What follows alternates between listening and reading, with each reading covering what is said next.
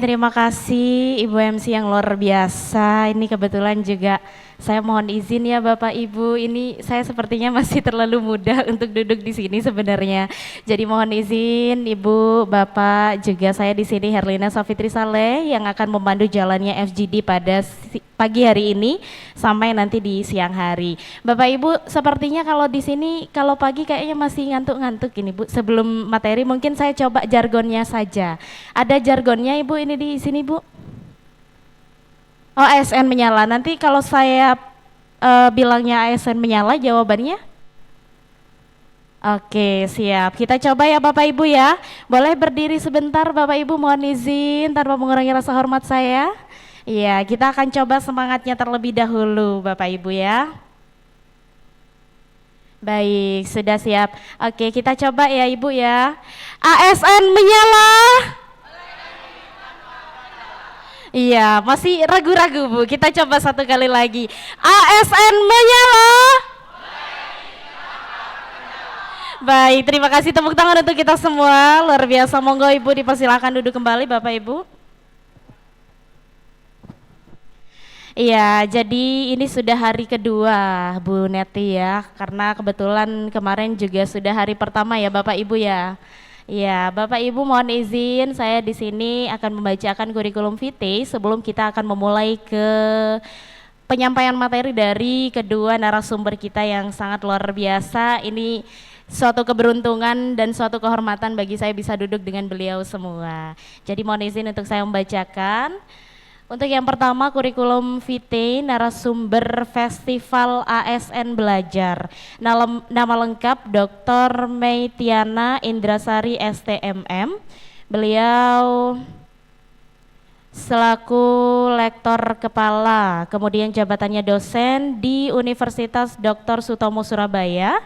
Kemudian riwayat pendidikan dari beliau sendiri, S3 Universitas Erlangga Surabaya. Kemudian riwayat jabatan Wakil Rektor 4 Unitomo di 2018 hingga 2020. Kemudian Ketua Stikosa AWS sejak 2021 hingga 2023. Kemudian beliau juga menjabat Sekretaris YPCU itu sejak 2021 hingga saat ini. Kemudian beliau juga selaku pembina PWI Jatim dan JMSI hingga saat ini. Dan nantinya beliau juga akan menyampaikan materi manajemen komunikasi krisis instansi pemerintah jelang 2024. Beliau juga beralamat di Semolowaru Tengah 7 nomor 9. Nomor telepon dan email pribadinya nanti bisa kontak sama ibunya langsung. Oke, baik Bapak Ibu, kita kasih tepuk tangan terlebih dahulu untuk Ibu Neti ya Ibu ya. Ya, luar biasa. Bapak Ibu, mungkin nanti akan ada penyampaian dari Ibu Meitiana sendiri. Kemudian selama penyampaian, jika memang karena kita di sini konsepnya tidak terlalu tegang ya Ibu, jadi kita bisa FGD secara langsung, tidak perlu menunggu di sesi tanya jawab. Jika memang ada hal yang perlu disampaikan atau hal yang ingin ditanyakan, monggo Bapak Ibu dipersilahkan. Nanti juga saya akan persilahkan Bapak Ibu untuk menanyakan atau menyampaikan hal yang perlu disampaikan. Begitu ya Bapak Ibu ya. Baik, untuk itu monggo dipersilahkan terlebih dahulu kepada Ibu Meitiana untuk menyampaikan materinya.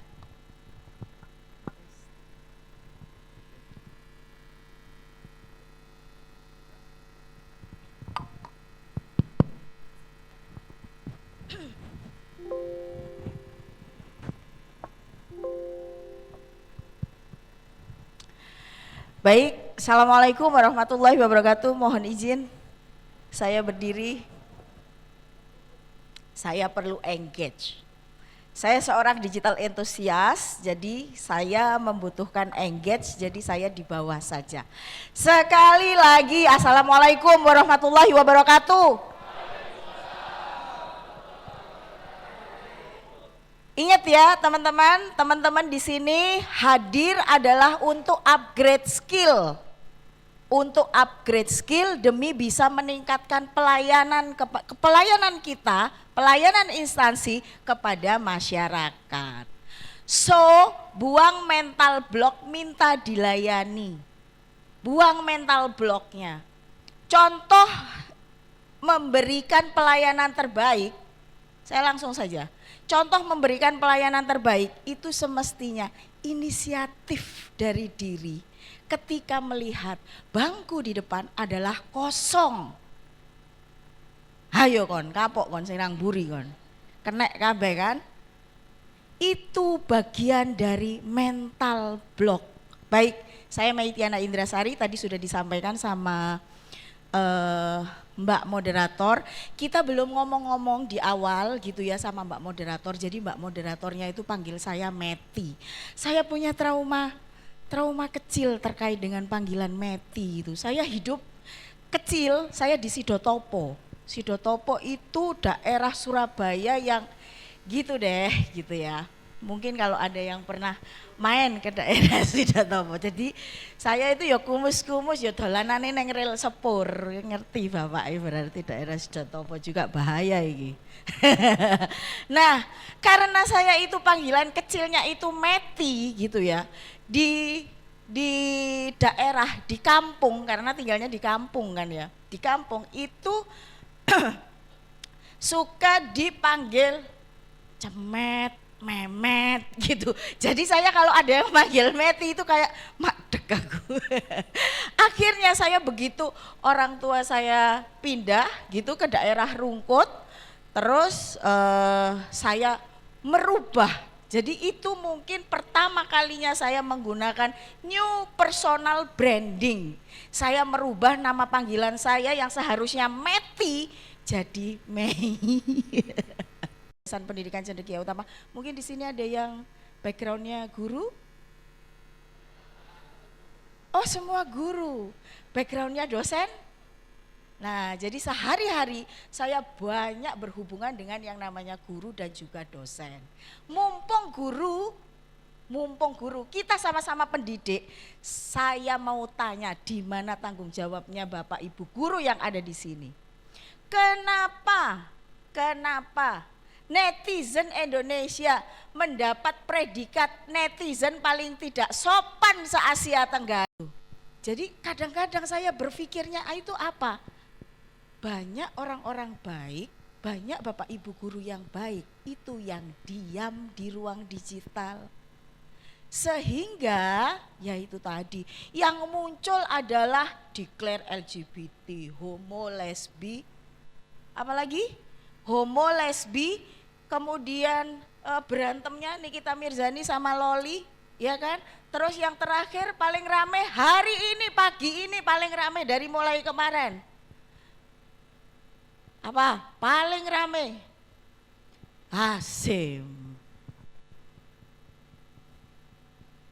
Yang telah kau buat sungguhlah indah, buat diriku susah lupa, ngono jarene apa? Ayo. Coba, bahwa tanggung jawab moral itu ternyata bukan hanya di diri kita, tetapi di SMP, ada SMA, ada SMK, dan ada universitas perguruan tinggi. Saya tercatat sebagai dosen di Fakultas Ekonomi dan Bisnis Universitas Dr. Sutomo dan juga dosen di Holy Angel University Filipina. Saya mungkin salah satu dari sekian banyak dosen Indonesia yang tinggalnya di Indonesia tapi mengajar juga di luar negeri dan bayaran setiap bulan dari luar negeri dalam bentuk peso. Gitu. Salah satu aspeknya apa Bapak Ibu? Saya hanya memanfaatkan situasi dan kondisi seperti yang ada di ballroom ini sekarang gitu ya, sebagai modal konten saya di media sosial. Sehingga tertangkap salah satu perguruan tinggi, sebetulnya ada beberapa perguruan tinggi, hanya yang saya digajinya tiap bulan hanya di Holy Angel University. Kalau yang lainnya biasanya hanya invite speaker saja gitu ya. Itu di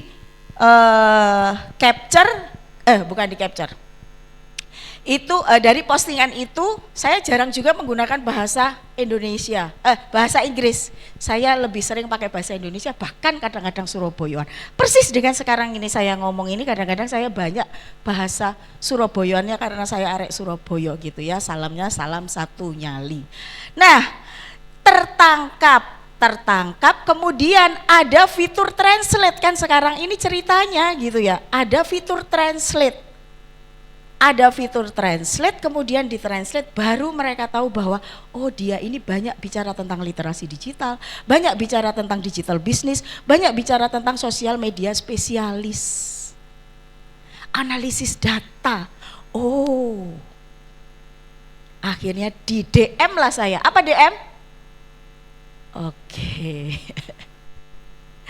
BE gak ngerti kan, gak apa-apa, ngetes dikit gitu ya. Berarti saya paling nggak tahu gitu, oh berarti paham semua.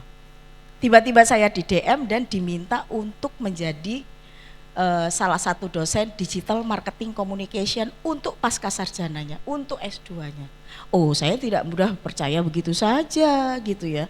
Hari gini di ruang digital, so many crimes, terlalu banyak kriminal gitu di ruang digital gitu ya. Bahkan yang tadinya bisa sayang-sayangan sekarang bisa tuntut-tuntutan gitu kan ya. Itulah. Ketahuannya dari mana coba? Ayo. Hati-hati loh ya, ASN loh ya. ASN guru pisan. Seksi untuk digoreng ke arah sana. Ayo. Ketahuannya dari mana? Wes tala Bapak Ibu, kita itu, bukan kita ya, Bapak Ibu aja. Bapak Ibu itu usianya semakin banyak, biasanya kontrolnya semakin kurang, teledornya semakin besar, gak usah aneh-aneh gitu loh. Ketahuannya dari mana? Ruang digital. Dikira sudah dihapus gitu kalau sudah setahun yang lalu, belum tentu. Jadi itu sebabnya perlu kita secara masif memberikan sharing terkait dengan literasi digital di seluruh lapisan masyarakat. Dan ini sebetulnya sudah dilakukan oleh Kementerian Kominfo. Saya hampir setiap hari kampanye se-Indonesia untuk literasi digital. Ada 4 pilar, budaya digital, keamanan digital, kemudian etika digital, dan juga kecakapan digital. Lah kok dilalah pusat data diretas. Ya Allah, mati aku. Saya bukan orang Kementerian Kominfo, tapi saya diminta untuk menjadi salah satu fasilitator dan juga tim ahli dari BPSDMP. Ini ya mungkin ya. Tim ahli dari BPSDMP Kominfo Surabaya. Sehingga saya banyak hari ini kalau tidak salah juga ada juga dari BPSDMP Kominfo Surabaya untuk Digital Entrepreneur Academy gitu. Begitu tahu saya di sini dia langsung bilang gini, "Mangkane aku golek ruangan gak ketemu, tiba wis dijoko ambek BPSDM Pemprov." Gitu tadi. Tapi kepala balainya tetap bisa nginep di sini. Karena apa? Karena jenengan semuanya difasilitasi di sini semua, betul toh? Lah yo wis difasilitasi koyok ngono. Lek skillnya masih di situ-situ saja kan yo eman gitu kan.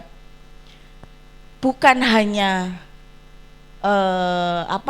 bukan hanya diberikan materi saja, tetapi juga diberikan kenyamanan-kenyamanan. Maka bersyukurlah, mumpung yang hal-hal yang seperti ini tuh masih oke gitu ya, dianggap masih oke. Nah, saya juga aktif di organisasi, salah satunya sebagai Chief Eksekutif Regional, kalau lokalan tuh kira-kira ketua lah ya, ketua untuk organisasi bisnis. Asia Council for Small Business ini adalah salah satu organisasi internasional yang ada di Indonesia. Sekarang kita gampang kok kalau mau klaim internasional, network banyak, media digital banyak gitu ya. Untuk cari-cari pengurus kita gampang sekarang ini. Kemudian kita klaim menjadi bahwa itu menjadi organisasi internasional. That easy, that simple. Oke, kita lanjutkan. Nah, Bapak Ibu, buktikan Bapak Ibu kalau punya Instagram ya. Saya ada Instagram Meitiana_Yunus. Silakan boleh di follow. Boleh loh, sekarang juga boleh. Saya semalam baru pulang dari Sidoarjo, Hotel Sinar. Itu 160 guru gitu ya, 160 guru juga bicara tentang terkait dengan literasi digital ASN. Kita bicara urgensi sekarang yang di awal. Baik, ini adalah pijakannya Bapak Ibu. Kenapa Bapak Ibu harus mempelajari yang namanya literasi digital ASN, dan juga jika di sini ada leader, ada pimpinan, diharapkan dengan sangat hormat gitu ya. Jika mempunyai SDM yang cukup eksis di ruang digital, maka hargailah gitu ya, maka ambillah potensi itu gitu ya, gunakan sounding komunikasi yang baik sehingga SDM-nya itu bisa mensupport kekuatan eksistensi dari lembaganya. Bisa sangat bisa, wong sekarang satu orang itu representatif data, representatif follower gitu ya. Saya walaupun tidak jutaan, tetapi begitu sekali saya posting gitu ya, saya mohon izin nanti pasti ada wajahnya Bapak Ibu itu yang masuk ke akun di media sosial saya gitu ya. Itu juga pasti yang nonton juga banyak gitu ya. Wong kemarin saja saya posting sekali aja ya itu. Jadi responnya, engagementnya cukup bagus gitu.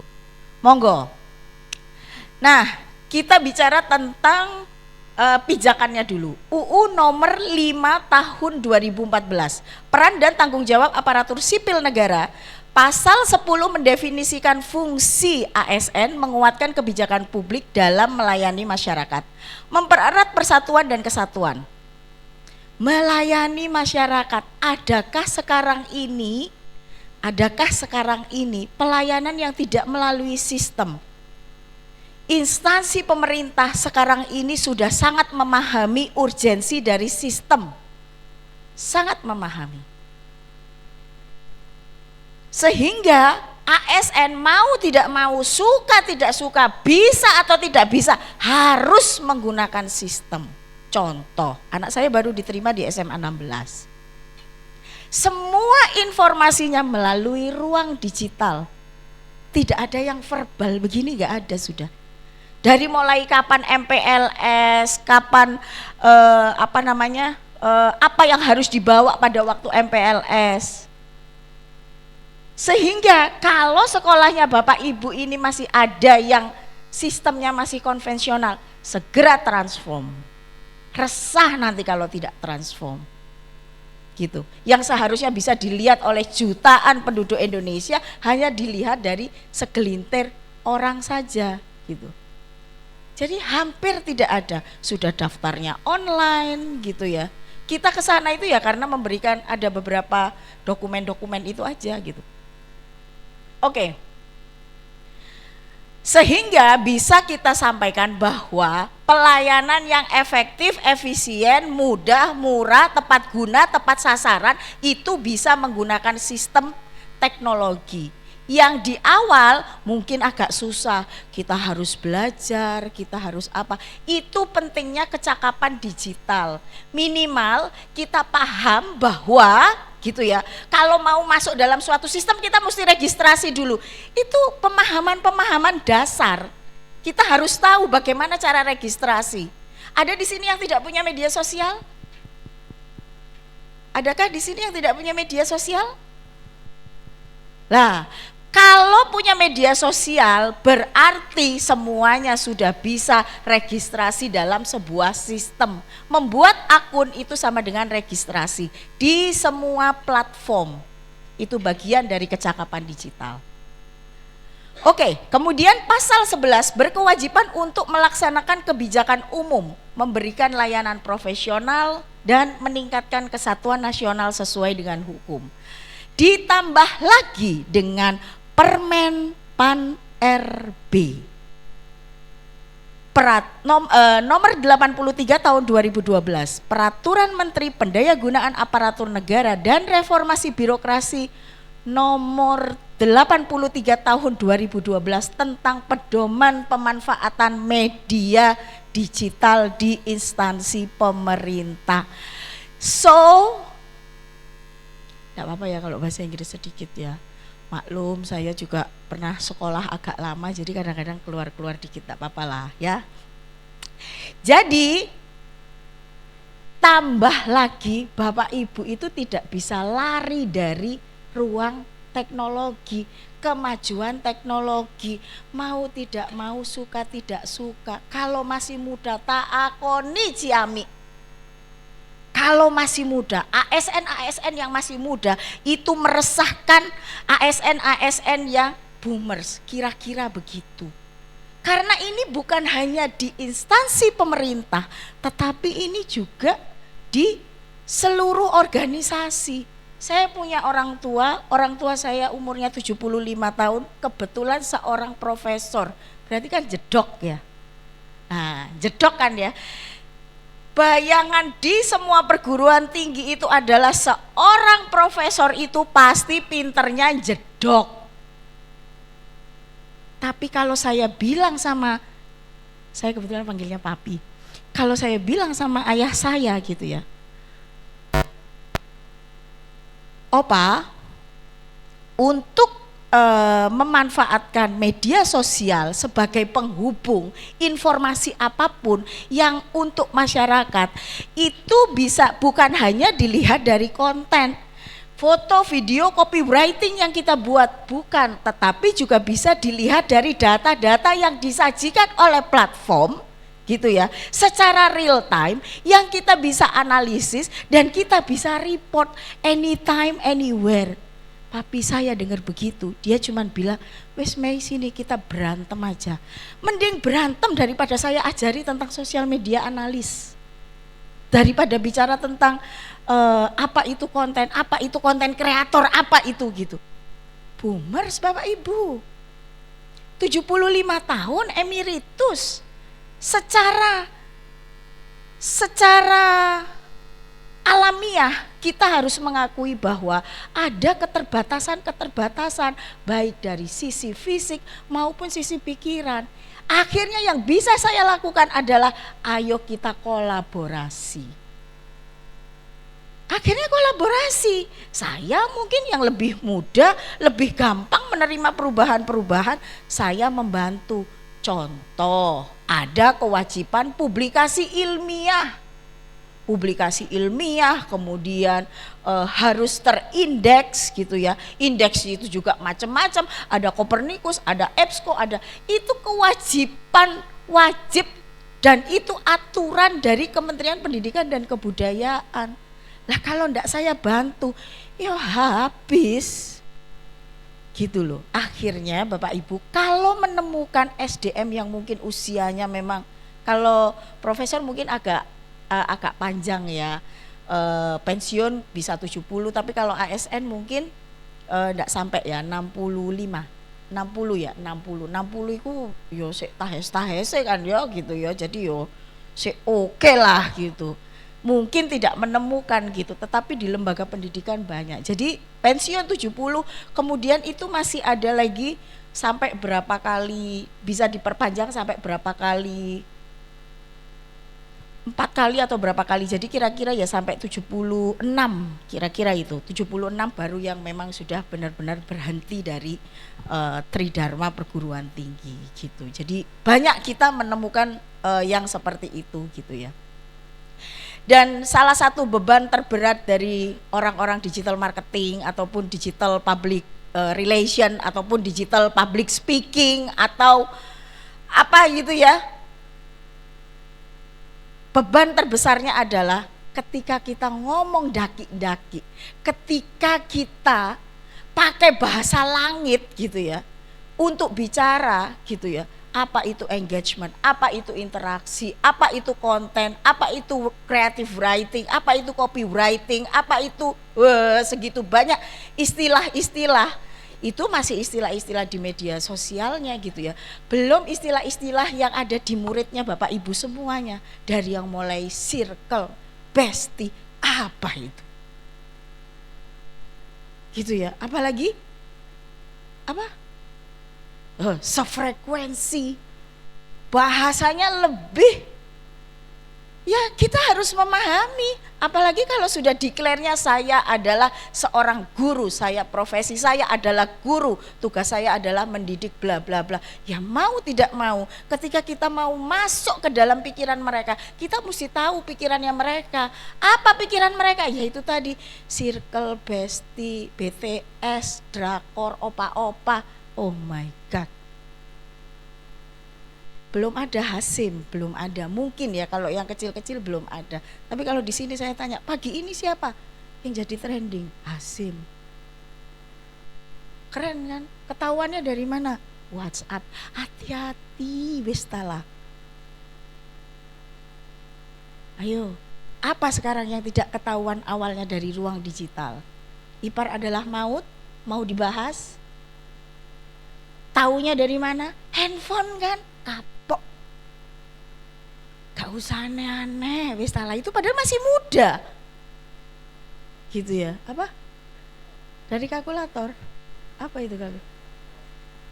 Dikasih kalkulator. Oh apa itu loh, aku kok gak ngerti, waduh mateng aku. Apa-apa?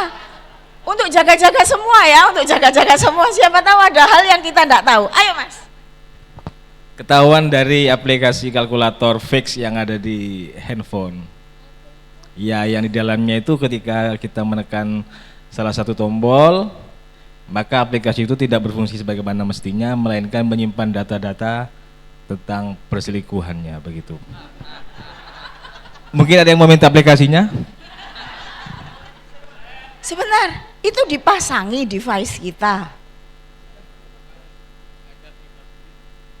Menginstal sendiri.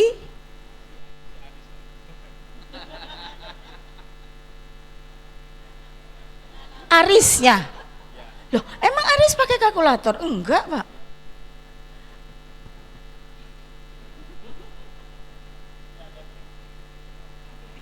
Loh, sebentar. Ipar dalam mautnya versi siapa ini? Versi bioskop apa enggak? Saya juga nonton soalnya. Versi pengakuan si Aris. Oh iya, oke. Saya karena nonton filmnya gitu ya. Saya nonton filmnya. Habis saya nonton film, saya ngomel-ngomel. Ada di media sosial saya itu, saya ngomel-ngomel. Saya ngomel-ngomelnya itu apa? Bahwa film itu benar-benar definisi beda orang baik dan orang bodoh itu tipis, saya gitu kan. Lah ya opo wong lanang ancen modele koyo ngono kok tambah ditekakno. Gitu loh. Saya justru bilang bahwa laki-lakinya, suaminya yang seharusnya orang baik-baik itu justru menjadi korban. Karena memang di film itu digambarkan si Arisnya, ada di sini namanya Aris. Gemes soalnya. Si Arisnya itu adalah orang yang ibadahnya tekun, orang baik, pokoknya orang baik lah gitu. Hanya kan ada kecelakaan kecil gitu kan, namanya orang satu rumah. Nah, itulah akhirnya percik-percikannya itu akhirnya menjadi ada yang seharusnya tidak ada gitu ya. Jadi ketahuannya dari mana? Ya media digital. Wis tolong Bapak Ibu, jangan dikira clear chat itu selesai. Wis tala. Jangan dikira clear chat itu selesai. Cerita satu lagi, baru kemarin siang, benar-benar kemarin siang.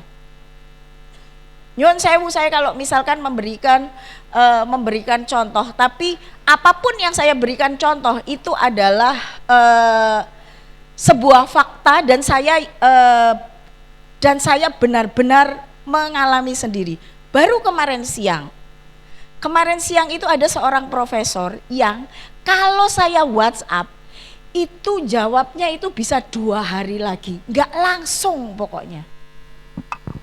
Kalau saya WhatsApp, tiba-tiba ndak ada angin, ndak ada geledek, tiba-tiba dia WhatsApp, pap. Apa pap?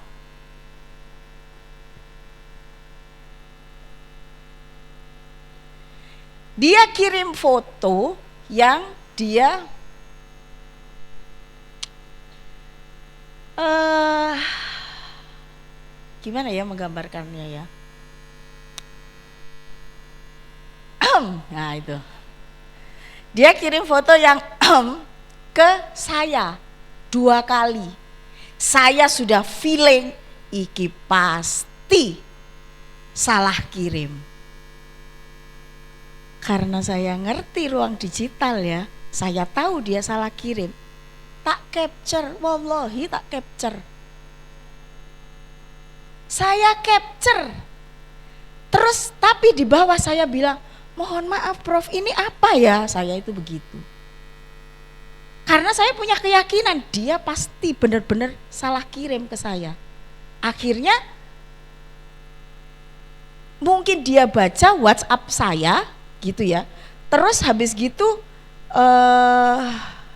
ndak lama telepon, tambah mana telepon. Saya lihat namanya dia di handphone saya mesam-mesam sendiri, kapokmu kapan? Hei bapak-bapak, ngerti yo lek wis tuwek iku teledor.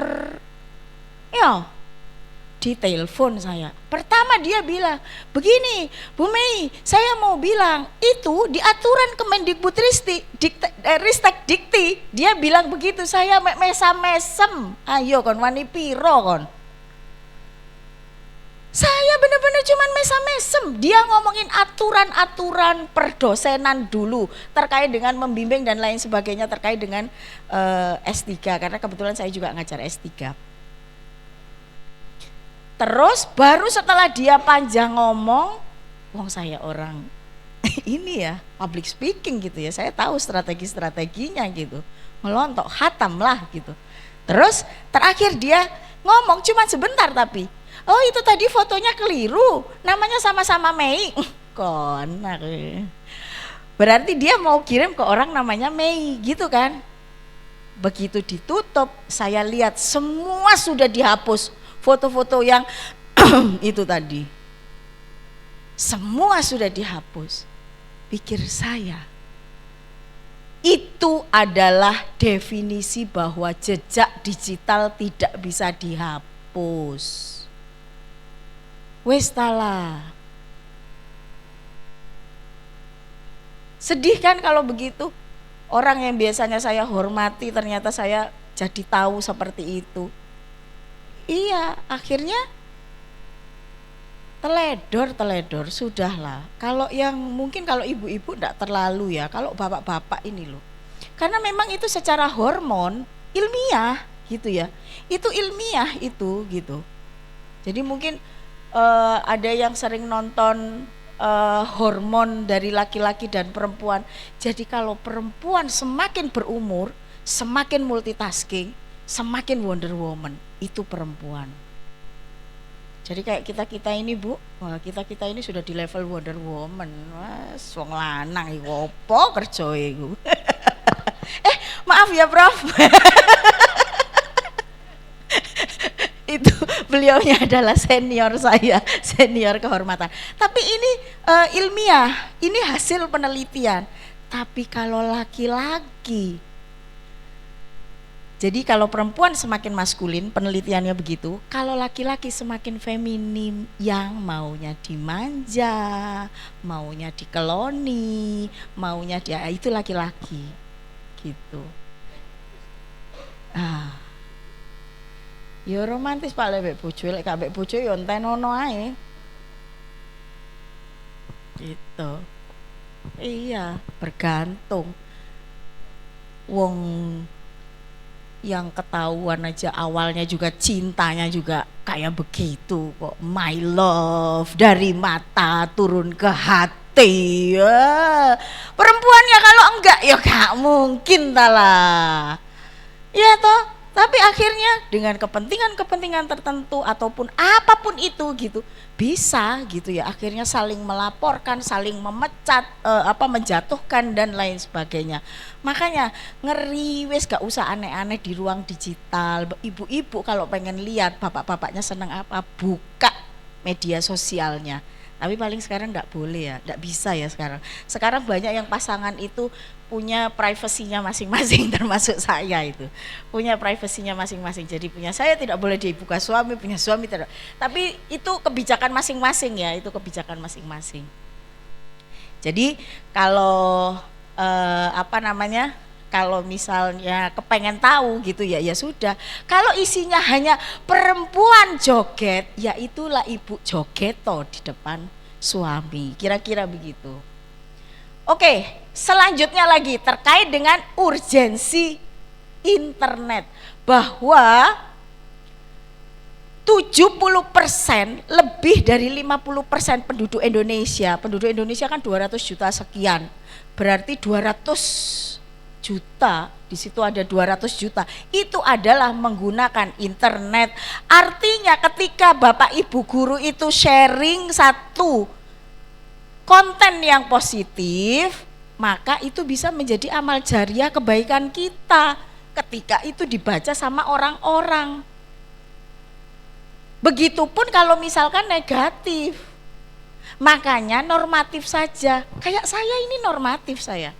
Di ruang digital saya normatif, saya enggak mau saya hanya untuk mengejar follower, kemudian saya menyebarkan spam, saya menyebarkan sorotan. Ini sorotan ini sekarang yang paling parah. Ada di sini yang kalau misalkan pakai Facebook itu suka pakai sorotan.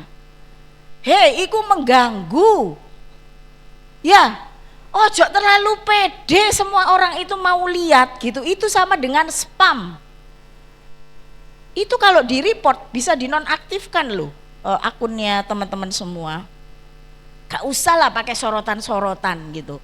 Jadi kalau misalnya paling ekstrim gitu ya, paling ekstrim saya mau follower banyak gitu misalnya ya, saya ke jalan saya enggak pakai baju, mungkin terus banter gitu. Tapi kan enggak mungkin gitu. Tidak mungkin, sudah normatif saja, normatif tapi konsisten. Saya posting, ya nyuwun sewu, saya setiap hari gitu ya. Saya setiap hari saya posting, apapun bisa di create, apapun bisa diambil angle-nya untuk bikin postingan. Saya ketemu mahasiswa saja saya bisa bikin postingan kok gitu. Apalagi kegiatan seperti ini pasti jadi postingan. Karena apa? Tidak mungkin saya mengumpulkan sekian banyaknya peserta dan memfasilitasi hotel dan lain sebagainya untuk saya membuat konten sendiri, nggak mungkin. Tetapi saya harus tahu bahwa ada tanggung jawab yang harus saya emban. Corporate personal branding is corporate branding. Ketika saya bicara maka saya membawa semua corporate. Maka saya harus membawa nama baiknya BPSDM, Pemprov Jatim. Saya harus membawa nama baiknya dari lembaga-lembaga saya, Universitas Dr. Sutomo, Yayasan Pendidikan Cendekia Utama, dan lain sebagainya. Kewajibannya itu. Jadi saya normatif, pekerjaan keluarga. Gitu ya. Jadi garangan-garangan yang DM, yang inbox, mandek-mandek karepe dhewe. Gitu akhirnya. Karena apa? Ya karena ya saya declare bahwa saya adalah seorang dosen, saya seorang istri, saya seorang ibu. Karena ada juga keluarga di situ. Itu salah satu cara saya membentengi diri. Karena memang benar Bapak Ibu, waduh, godaannya itu luar biasa, dalam dan luar negeri. Coba bayangkan, kalau kita tidak kuat, teguh dalam komitmen, ya gitu ya. Saya mau kaitkan dengan data perceraian yang cukup tinggi. Cuman saya lupa di daerah mana gitu ya. Ada itu, jadi data perceraian itu sekarang ini cukup tinggi dan banyak disebabkan oleh media digital. WhatsApp tertinggi, ya banyak ketemunya itu dari WhatsApp, kemudian ada Instagram, Facebook, TikTok. Oke, Bapak Ibu, kita bisa lanjut saja ke strategi implementasi dari transformasi digital. Ada culture, budaya, intinya Bapak Ibu guru, ketika memposting sesuatu, ayo angkat budaya lokal. Untuk mengimbangi postingan-postingan siswa-siswinya yang banyak mengangkat budaya-budaya asing. Berikan pemahaman ke siswa-siswinya bahwa kamu paham tentang dunia global adalah bagus. Tapi ingatlah bahwa kita punya Indonesia yang harus dieksiskan, yang harus dikuatkan. Diingatkan anak-anak itu. Jangan sampai nanti apa sih yang sudah diklaim asing? Reok Ponorogo sudah diklaim, batik, tempe, apalagi? Jadi banyak sekali sekarang ini yang sudah diklaim sama negara luar bahwa itu adalah local wisdom mereka, mereka yang menciptakan lagu nasional malah. Ingatkan ke siswa-siswi kita, nanti jangan-jangan kita orang Indonesia tapi Indonesia sudah tidak punya kekayaan apapun. Karena apa? Siswa-siswi kita lebih sering ngomongi BTS, ngomongin dance Korea. Menarik memang, saya akui menarik. Karena anak saya juga begitu. Gitu. Tapi kita ingatkan lagi, back to the right track. Nah, kira-kira begitu. Kemudian ada etika. Kita ngomongin etika. Padahal etika yang sudah diajarkan sama Bapak Ibu guru kita, kemudian etika yang sudah diajarkan orang tua kita, adabnya itu harus seperti apa di ruang non digital, itu sama dengan yang ada di ruang digital. Itu yang dilakukan gitu ya. Kemudian safety, keamanan. Ini sudah isu dunia ini, keamanan ini ya. Ada ransomware, ada malware gitu ya, yang disisipkan ke link-link yang kita klik. Makanya jangan suka gampang ngeklik link. Kalau gampang ngeklik link ya itu tiba-tiba disisipi ransomware. Kemudian ada digital skill. Digital skill kalau yang dulu kita harus tahu hardware, software, komputer, kemudian office, apa-apa kita perlu tahu. Kalau sekarang kita harus tahunya apa? Platform artificial intelligence, apps apa saja yang bisa dimanfaatkan untuk menyelesaikan pekerjaan kita. Gitu? Nah,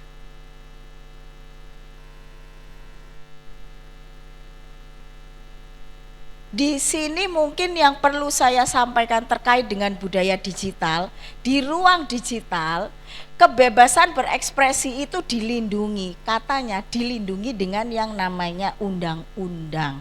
Itu adalah hak kita sebagai warga negara. Tetapi perlu diingat Bapak Ibu, yang namanya kebebasan berekspresi itu jangan bablas, gitu ya. Jangan nambah-nambahi beban negara dengan postingan-postingan misal ngerasani kepala sekolah. Nggak usah, banyak itu gitu ya, guru-guru yang ngerasani kebijakan kepala sekolahnya, entah pakai bahasa sarkas, entah pakai sindiran gitu ya. Netizen pinter-pinter gitu ya. Jadi jangan nambah-nambahi polusi di ruang digital. Udah kita normatif saja, tidak bergantung pada engagement, tidak rame, ya enggak apa-apa. Yang penting kita mengimbangi, gitu. Angkat produk-produk lokal. Di Pamekasan ini sudah katanya ada apa ya? Makanannya itu kikil. Kokot. Saya sebetulnya ya mau mengangkat gitu ya. Kuliner yang ada di Pamekasan, tapi saya enggak suka kokot. Kalau kita menerapkan, ini tentu Bapak Ibu ini wajib gitu ya. Apalagi tadi katanya backgroundnya guru, wajib, saking wajibe iku sampai ono kol-kolahe. Ya, wajib. Setiap konten itu harus dilandasi dengan yang namanya Pancasila dan juga Bhinneka Tunggal Ika. Oke, kita coba kupas. Menghormati perbedaan kepercayaan di ruang digital. Fix tidak ada komunitas radikalisme intoleransi. Di lembaga saya, dalam merekrut guru, dosen, dan karyawan, saya paling mudah adalah men-tracking jejak digitalnya, men-tracking portofolio di media digitalnya, karena itu di bidang saya bidang SDM. Jadi ketika merekrut, pasti tak lihat itu yang namanya media sosialnya. Kalau dia ada di komunitas yang tanda kutip diduga radikalisme intoleransi, walaupun dia diam tidak komentar, itu menjadi salah satu pertimbangan diterima atau tidak menjadi guru, dosen ataupun karyawan. Di instansi saya sudah menjalankan itu, gitu ya. Indonesia ini loh ikon kemajemukan. Indonesia ini loh memang lahir dari perbedaan. Kok tiba-tiba mau diseragamkan semua dalam satu negara? Nggak cocok itu ya. Kemudian di sila keduanya adalah kesetaraan, memperlakukan orang lain dengan adil dan manusiawi di ruang digital. Artinya apa? Artinya harusnya tidak ada yang namanya saling mencaci semakin viral, semakin memaki semakin viral. Tanya itu orang Indonesia apa bukan? Wong tuane sopo, gurune sopo. Kok bisa ada seperti itu gitu ya. Kalau sudah ternyata orang tuanya baik, ternyata gurunya juga baik, berarti perlu ke psikiater itu. Kemudian di sila ketiga, ketika kita mengutamakan kepentingan bersama di atas kepentingan pribadi, tentu akan tercipta sebuah harmoni yang positif. Sila keempat, demokratis. Bebas bukan berarti bablas. Kita sebagai warga negara dilindungi, diatur atau dibatasi dengan UU ITE di ruang digital. Dan sila kelimanya, kita bergotong royong, bersama-sama membangun ruang digital yang aman dan nyaman. Harusnya begitu, ojo ditambahi bebane gitu ya. Kita punya hak digital, hak kita adalah menggunakan sarana dan prasarana yang sudah disediakan oleh pemerintah maupun swasta, tapi kita punya kewajiban untuk menjaga reputasi orang lain, menjaga keamanan nasional, ketertiban masyarakat, dan juga kesehatan moral maupun publik gitu ya. Kita sadar kita mau posting apa, kita analisis dulu, negatif kita hentikan, banyak mudorotnya lebih baik tidak gitu ya. Kita sadar bahwa jejak digital itu bukan hanya kita yang akan menanggung, sudah banyak kejadian anaknya yang berbuat, bapaknya yang dicopot, oknum yang meludah, BUMN-nya yang diserang netizen. Dan itu kalau sudah diserang begitu bukan hanya selesai di situ, sampai dilihat harta kekayaannya, sampai dikejar anak-anaknya. Itu definisi dari jejak digital tidak bisa dihapus, dan jejak digital tanggung jawab moralnya bukan hanya di diri kita sendiri, gitu ya. Maka kita ciptakan kejujuran, kita bertanggung jawab, dan juga kita berbagi dengan hal-hal yang penuh banyak manfaat. Kalau etika itu adalah nilai moral yang kita bawa walaupun kita sendiri. Nah, kalau etiket adalah ketika kita ada di ruang sosial. Ini teman-teman, UU ITE, kita dibatasi dengan yang namanya UU ITE, ancaman penjaranya jelas, ancaman dendanya jelas. Rata-rata 1 miliar sampai 6 tahun penjara. Itu rata-rata. Melanggar kesusilaan, perjudian, siapa yang sudah pernah punya pengalaman perjudian?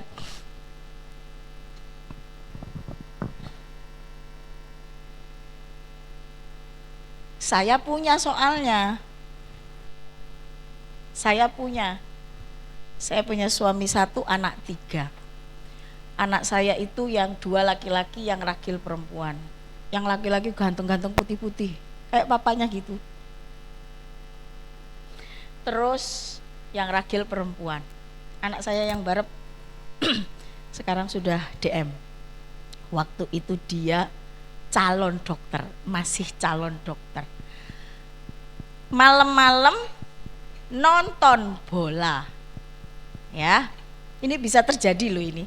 Sepele tapi ini bisa terjadi. Saya berani mentestimonikan ini karena saya adalah fasilitator, saya punya kejadian seperti ini. Anak-anak saya itu biasa mendengarkan saya literasi digital. Anak-anak saya itu tahu bahwa ancaman penjaranya itu berapa, kemudian dendanya juga berapa. Anak-anak saya tahu. Pikir saya anak-anak saya sudah cakap digital semua. Dengan 4 literasi digital ini saya anggap mereka pasti mampu. Karena mamanya kalau pas online gitu ya, posisi ada di ruang tengah, itu pasti dengar di kamar itu, karena rumah saya tidak terlalu besar. Suatu hari malam-malam dia nonton bola. Ada iklan 20.000 jadi 1 juta. Dia penasaran, apa ini? Gitu ya. Iklan apa ini? Diklik. Dia masuk ke dalam sebuah arena. Kira-kira nih ya pikirnya dia, 20.000 enggak menghabiskan uang jajanku, mungkin begitu. Kok bisa jadi 1 juta? Memang anaknya pinter dan cukup kritis gitu ya. Kayaknya dia penasaran. Dikliklah, ditransfer, besok 3 orang dari Polrestabes menciduk. Anak saya itu dibawa, saya posisi tidak ada di rumah, saya waktu itu ada di Jember. Saya ditelepon sama suami, wong saya itu kalau kerja jarang ditelepon suami ya. Kok tiba-tiba saya diteleponi gitu. Terus habis gitu saya telepon balik, ternyata saya diinformasikan begitu. Saya telepon teman-teman yang ada di Polda. Saya marah-marah. Marah-marahnya itu apa? Loh, ya enggak bisa gitu ya. Kalau mau tangkap bandarnya. Lihat anak saya calon dokter, tidak punya catatan kriminal apapun gitu. Stres saya waktu itu, benar-benar saya stres. Ternyata anak saya tersangkut di judi online. Bahkan dia tidak diberi kesempatan untuk mandi. Misal saya ada posisi di rumah, tak kerawuk paling sing jenenge polisi iku. Lah wong anakku, ya Allah, asli anak saya itu kalem, ganteng. Sebentar ya, saya cari di sini ya, mungkin ada yang mirip-mirip ya. Oh maaf, nggak ada. Anaknya kalem, ganteng, pinter, dan dia itu berangkat menjadi dokter, minta untuk menjadi dokter itu benar-benar ingin memberikan pelayanan kepada masyarakat supaya dia bisa, begitulah, dia punya idealis seperti itu. Yo kesleo karena 20.000 pengen tahu jadi 1 juta itu tadi loh. Pada waktu itu saya menjadi salah satu rektor di salah satu perguruan tinggi media yang ada di Surabaya. Terus pada waktu saya ngomel-ngomel karena saya kaget, saya shock gitu ya. Saya lupa sebelah saya ini Sekjen PWI.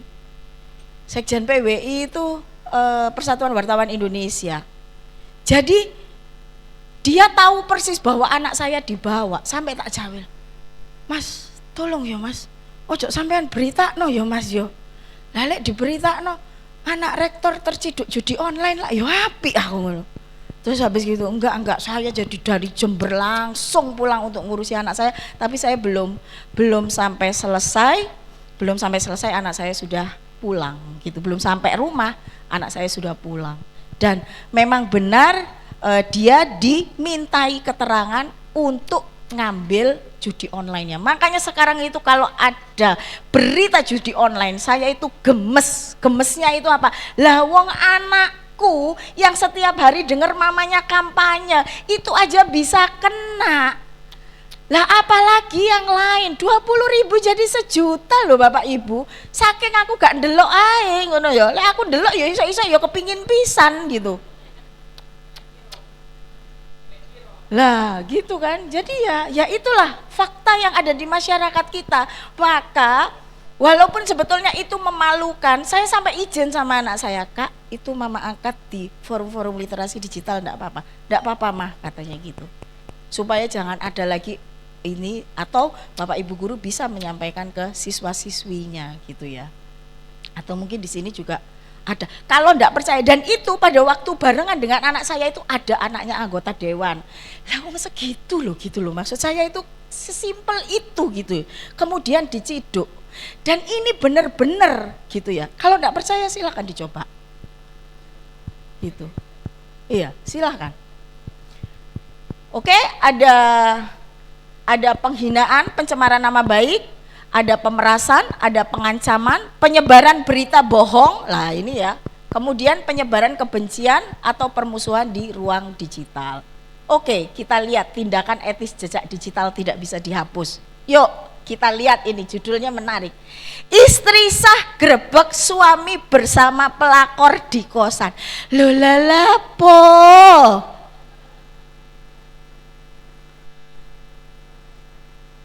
Ngapain gitu loh. Emang Anda itu tidak punya orang tua, tidak punya saudara. Anak-anak itu pada akhirnya tidak lepas ke masyarakat. Anak-anak pada akhirnya tidak mencari pasangannya sendiri. Mbok ya berpikir panjang gitu loh maksud saya. Kalau mau bubar ya bubar aja sih gitu loh. Nggak usah pakai begitu-begitu. Karena menumpah air di dulangan, kena diri kita sendiri gitu loh. Nggak ada untungnya begini Bapak Ibu. Jangan ditiru, tolong. Ruang digital kita itu menjadi pengap karena hal-hal seperti ini. Gitu ya.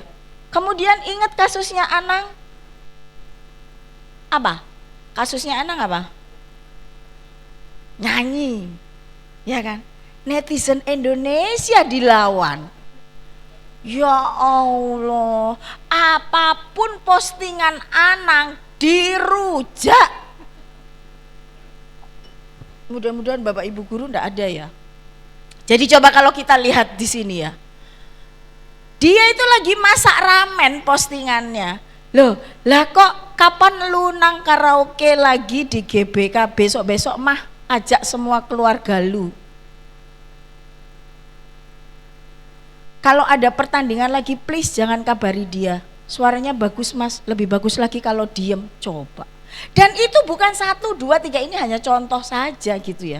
Itu bukan hanya 1, 2, 3, ribuan, puluhan ribu, maaf, puluhan ribu yang komen kayak gitu. Wih, kalau saya yo iso mati ngadeg BM di kayak begituin. Auzubillah min dzalik, jangan sampai jangan sampai.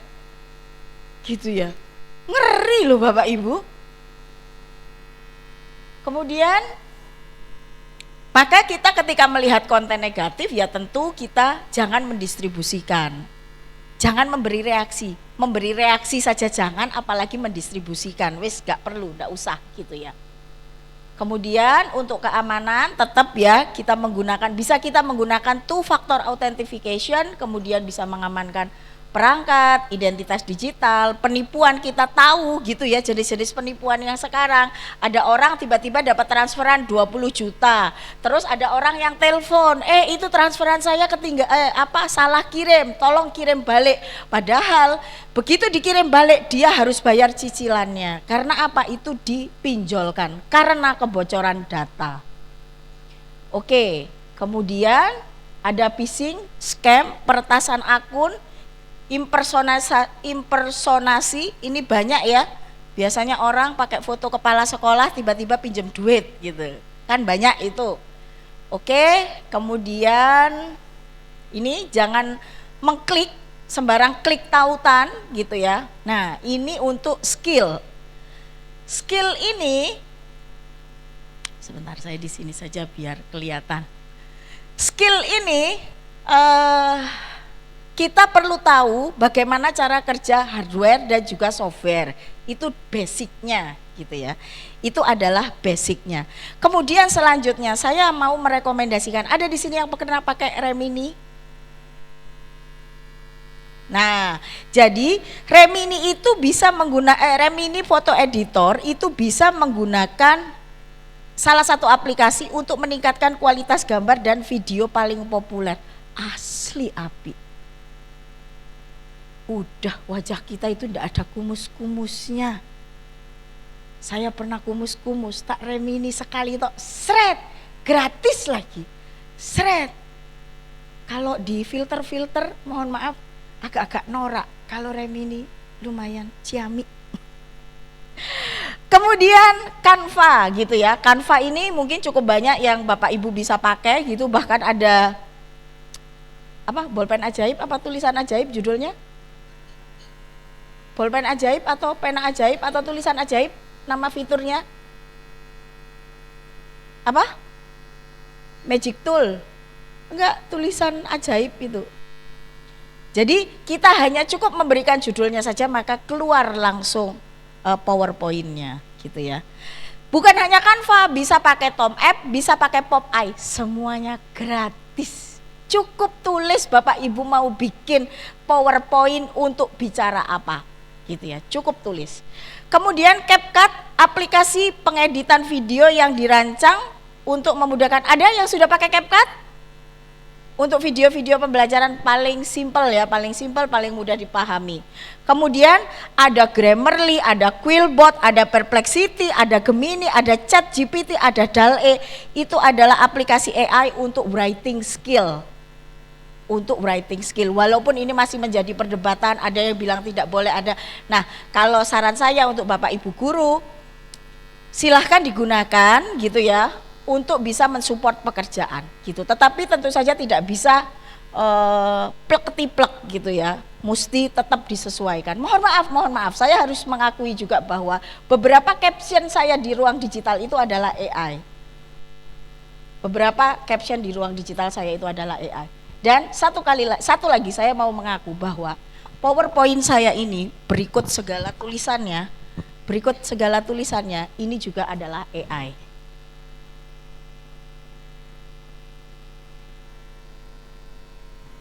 Saya edit sedikit, tapi benar-benar asli itu AI. Sesimpel itu. Bahkan saya kalau misalkan hari ini diminta untuk paparan gitu ya, kemudian saya saya enggak bawa apa-apa, 10 menit saya paparan, saya siap karena saya dibantu sama AI gitu. Ya. Oke. Kemudian semoga silaturahmi tidak terputus Bapak Ibu, walau tanpa pinjam dulu 100, bunga di taman bunga selasih, ambillah 1, jangan sampai jatuh. Cukup sekian dan terima kasih. Wassalamualaikum warahmatullahi wabarakatuh. Yang slide terakhir ini bukan AI. Terima kasih, mohon maaf kurang lebihnya.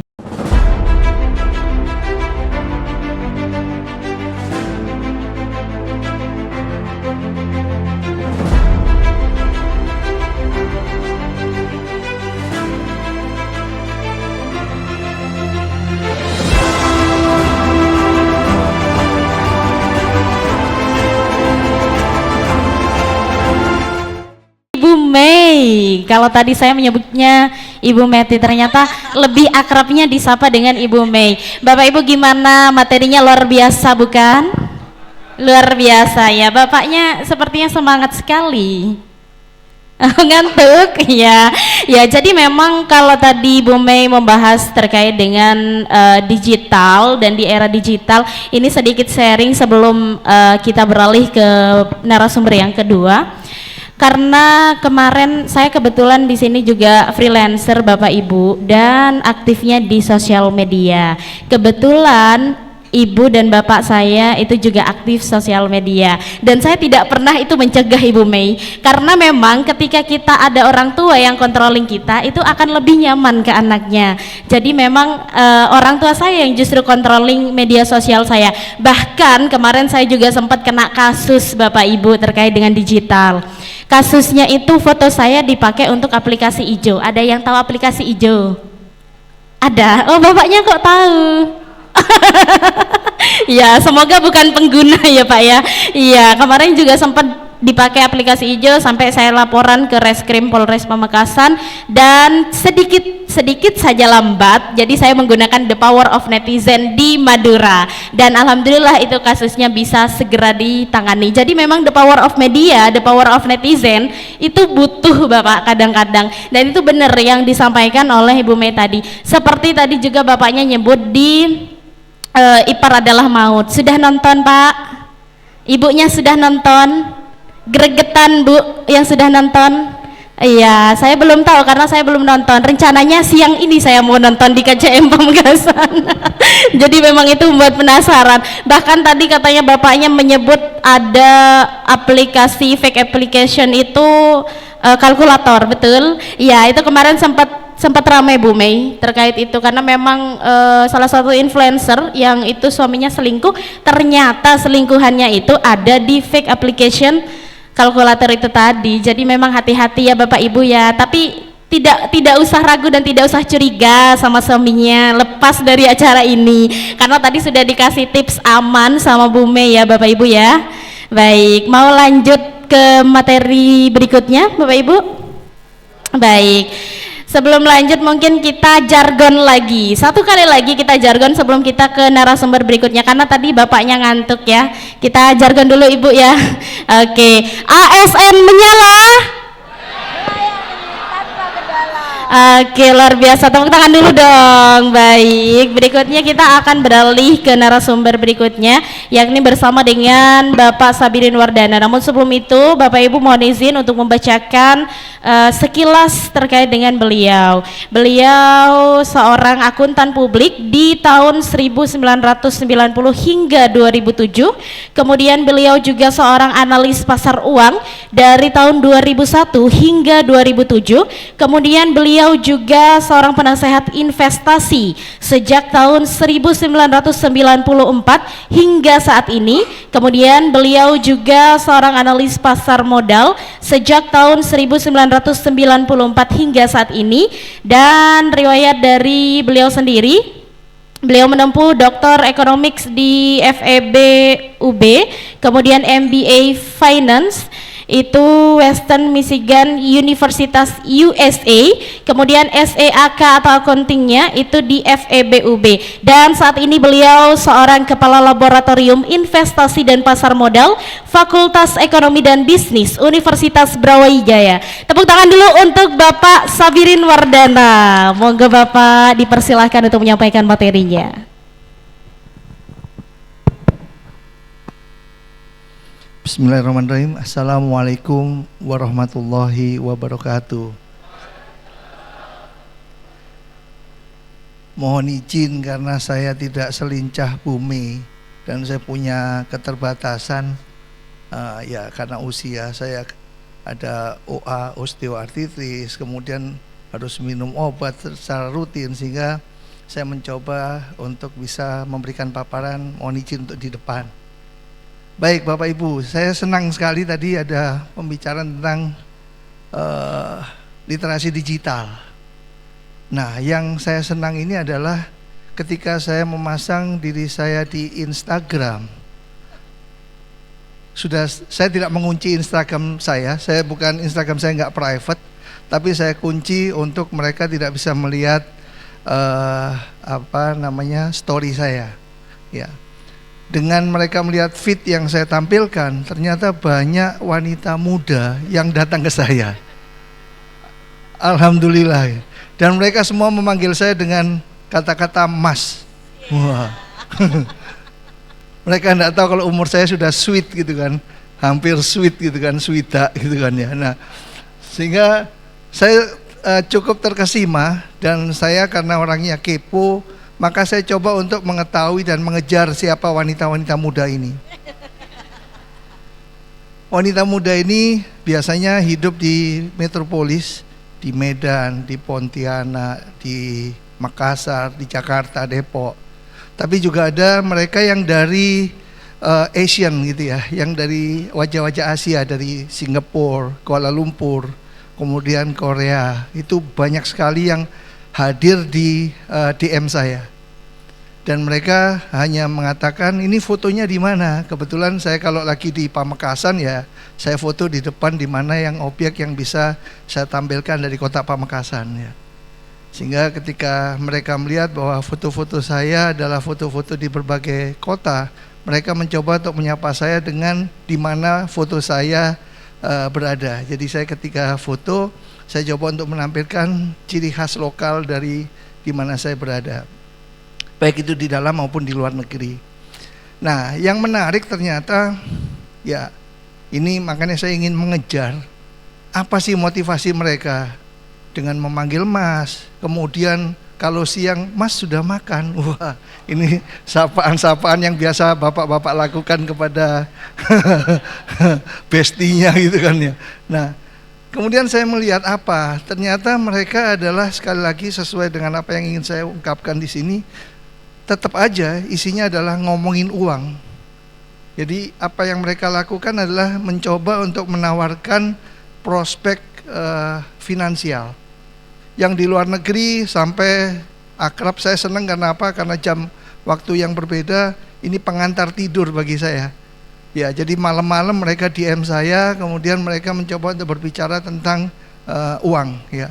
Dan di sana ternyata mereka adalah menawarkan sebuah investasi. Jadi katakan udah pakai aja account saya gitu. Ternyata mereka menawarkan dalam bentuk investasi Bitcoin. Kemudian yang wanita-wanita muda dari Indonesia, ya makanya saya tadi senang sekali diingatkan oleh Bu Mei, jangan sampai saya membuat kata-kata istimewa yang nanti di screenshot kemudian nanti dilaporkan ke istri saya, kan jadi berbahaya gitu kan ya. Tapi mereka ternyata sama, mereka adalah karyawan atau pegawai atau mereka menjadi mitra dari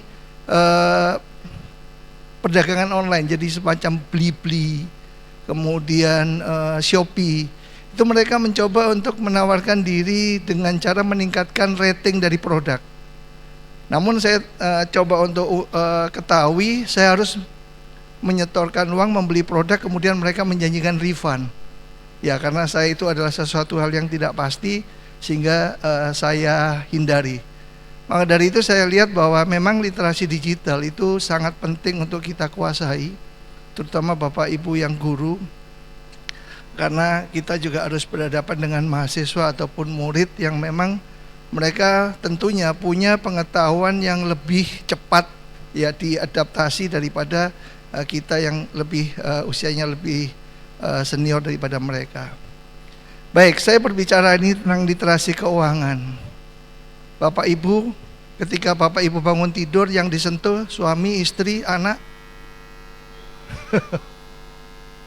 hampir semua mengatakan HP. Saya juga bingung, kenapa kayaknya kalau nggak ada HP maka bangunnya itu tidak fit gitu ya. Harusnya kan baca doa setelah bangun tidur gitu kan ya. Jadi harusnya kan saya selalu mengatakan harusnya berdoa baru berkegiatan, ternyata HP yang dipakai.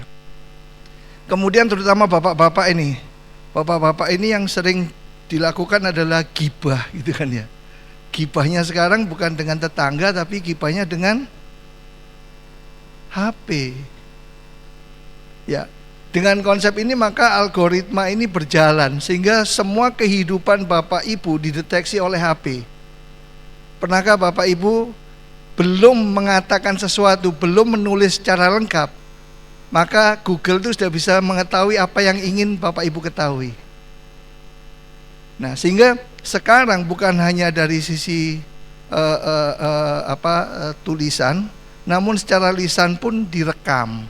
Sehingga rekaman ini akan memunculkan apa yang memang dikehendaki oleh Bapak Ibu untuk diketahui. Ya.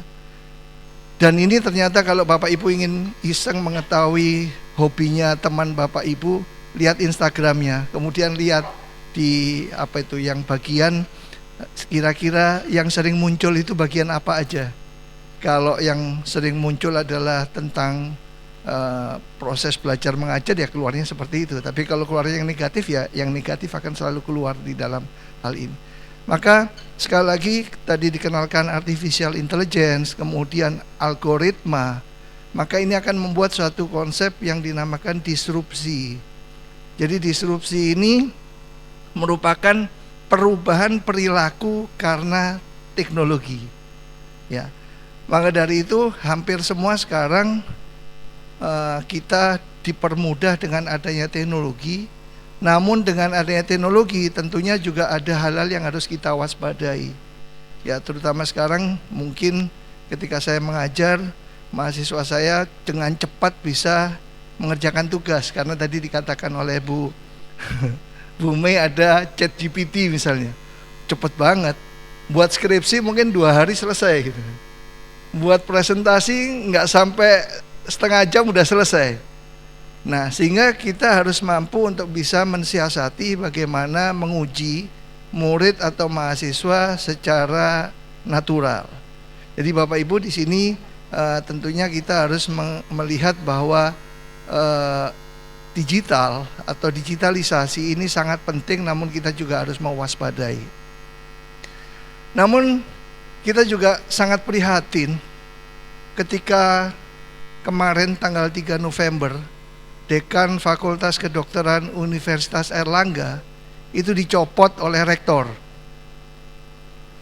karena di dalam statementnya yang disebar di seluruh media, Pak Dekan mengatakan menolak kebijakan untuk mendatangkan dokter-dokter asing dari luar negeri untuk praktek di Indonesia.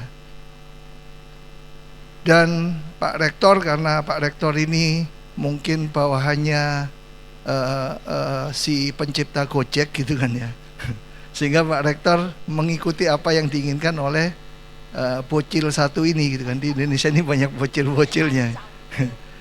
Ya, sehingga kita melihat bahwa ternyata digitalisasi ini mempercepat proses, walaupun itu proses yang sangat negatif.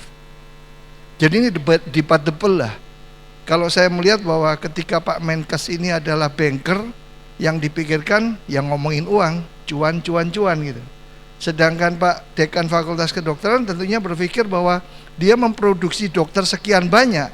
Kalau sudah dihadapkan dengan semakin banyaknya supply dokter yang ada di Indonesia dari luar negeri, maka ini juga tentunya akan menjadikan satu masalah bagi alumni Fakultas Kedokteran.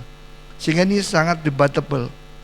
Namun karena sekali lagi ini pola mindset yang berbeda akan menghasilkan pengambilan keputusan ataupun satu motivasi yang berbeda. Demikian pula yang sangat kita prihatin nanti yang saya akan coba bicarakan ketika Pak Menteri PMK ini berbicara di media, dan ini menjadikan satu hal yang sangat kontroversial. Ya, bagaimana seorang mahasiswa diminta untuk membayar UKT dengan memakai pinjol. Mungkin saya memaklumi Pak Menteri ini walaupun pernah menjadi rektor, tapi beliau tidak memahami tentang bagaimana menghitung nilai uang. Ya, mungkin harusnya Pak Menteri datang ke acara ini harusnya supaya tahu bagaimana bahwa pinjol itu bermasalah atau tidak. Rasanya sangat lucu ketika seorang menteri tanpa mengetahui bagaimana secara teknis pinjol itu berlaku dijalankan untuk membiayai mahasiswa kuliah.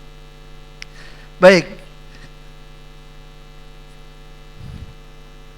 Jadi hari ini saya akan mencoba untuk memberikan gambaran kepada Bapak Ibu bagaimana mengelola keuangan dengan tepat. Dalam literasi keuangan ini, Bapak Ibu akan mempunyai pengetahuan, keterampilan, dan keyakinan yang mempengaruhi nanti dalam berperilaku untuk mengelola pengambilan keputusan terkait dengan uang. Ya. Sehingga dengan konsep ini saya akan coba menghubungkan dengan inklusi keuangan. Bapak Ibu akan memberikan satu pengetahuan ataupun gambaran tentang apa aja lembaga, produk, dan layanan jasa keuangan yang memang sesuai dengan kemampuan masyarakat di Indonesia. Dan ini di dalam Indonesia di dalam suatu pengawasan lembaga yang namanya OJK. Bapak Ibu yang saya hormati, saya melihat begini, bahwa uang itu adalah hal yang mungkin sangat penting bagi kita semua. Perilaku untuk mengelola uang ini sangat berbeda. Seorang yang sudah memiliki status sosial tinggi ataupun yang sudah kaya pasti akan berpikir bagaimana uang tadi bisa menjadikan nilai yang berlipat ganda. Bagi mereka yang masih mencari uang untuk kebutuhan, maka bagaimana cara mengelola uang ini dengan baik. Nah, kalau Bapak Ibu yang di sini saya melihat ada sebagian adalah guru, saya teringat ketika saya menjadi seorang akuntan, kemudian saya menyajikan paparan laporan keuangan secara detail, namun ternyata saya dibantah ataupun dibantai gitu kan, dengan seorang profesor yang waktu itu menjadi rektor ITS sebelum menjadi menteri, namanya Profesor Muhammad Nuh. Ya, Pak Nuh itu mengatakan, tolong gawekno laporan keuangan yang pakai hukum Kirchhoff, kata dia gitu. Ada yang guru fisika di sini? Bapak Ibu ada yang menjadi guru fisika? Ya. Nah, dia hanya mengatakan sesungguhnya mengelola keuangan itu gampang, berapa arus masuk dan berapa arus keluar. Sehingga Bapak Ibu harus menyesuaikan berapa pendapatan yang bisa Bapak Ibu terima dan bagaimana Bapak Ibu membelanjakan pendapatan Ibu. Dan ini berlaku dimanapun di dalam menjalankan aktivitas untuk mengelola uang, baik itu di negara, di perusahaan maupun di individu. Secara mudah saya mungkin coba untuk menguji kepada Bapak Ibu. Kalau Bapak Ibu nggak punya uang, apa yang Bapak Ibu lakukan? Pertama kali katakan Bapak Ibu hari ini punya kebutuhan yang mendadak, kemudian nggak punya uang, apa yang Bapak Ibu lakukan? Utang. Individu melakukan utang, korporasi juga melakukan utang, negara pun juga melakukan utang. Ketika negara ini mencoba untuk mengakselerasi pembangunannya, bagaimana pertumbuhan ekonomi menjadi lebih baik, maka negara ini mengeluarkan biaya-biaya ya untuk membesarkan negara ini dengan pendapatan yang terbatas. Pendapatannya kan dari pajak, dari ekspor. Namun pengeluarannya yang terjadi adalah investasi dan seterusnya. Sehingga apa yang dilakukan oleh negara ini, ketika pengeluarannya lebih besar daripada pendapatannya, maka negara ini melakukan pengambilan keputusan dengan utang. Kalau Bapak Ibu tidak bisa utang, apa yang Bapak Ibu lakukan? Jual aset. Ketika zaman Bu Mega kemarin, negara ini nggak punya uang, nggak bisa utang karena negara ini sudah dicap bahwa negara yang kalau dikasih utangan akan gagal bayar, maka negara ini menjual Indosat. Perusahaan pun demikian. Bapak Ibu pun juga harus melakukan hal yang sama, jual aset. Kemarin saya mendapat cerita dari Pak Kepala BPSDM ya. Kebetulan kepala Bapak Pak Ramli ya, kemarin Bapak Ibu sudah bertemu. Ada musibah yang terjadi dari rombongan Pak Ramli yang ke UK, yang ke Inggris. Salah satu dari anggota yang ikut pendidikan di Inggris ternyata mengalami musibah dengan dapat serangan jantung dan harus berobat ditinggal di UK. Dan itu biayanya luar biasa Bapak Ibu, berobat di negara maju tanpa adanya insurance atau asuransi. Ini tentunya harus bagaimana memikirkan untuk bisa membuat pembiayaannya ini tercover.